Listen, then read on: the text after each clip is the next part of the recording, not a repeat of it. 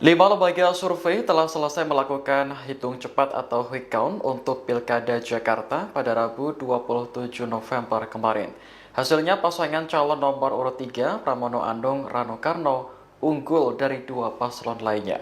Dilansir Tribun News, hasil hitung cepat yang dilakukan Litbang Kompas menyatakan Pramono Rano meraih suara 49,49%. Sementara Ridwan Kamil Suswono 40,02%, disusul Darmakun 10,49%.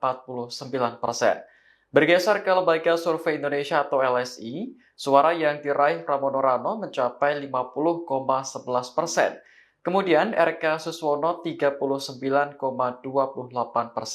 dan Darmakun 10,6%. Selanjutnya, Carta Politika melaporkan Pramono Rano meraih suara 50,15%. Sementara RK Suswono 39,25%, disusul Darmakun 10,6%.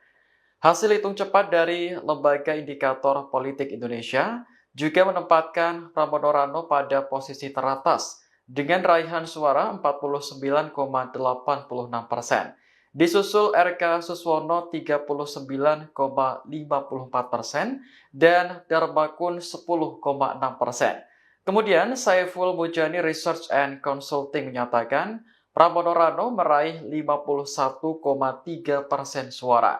Sementara RK Suswono 38,8% dan Darmakun 10,17%.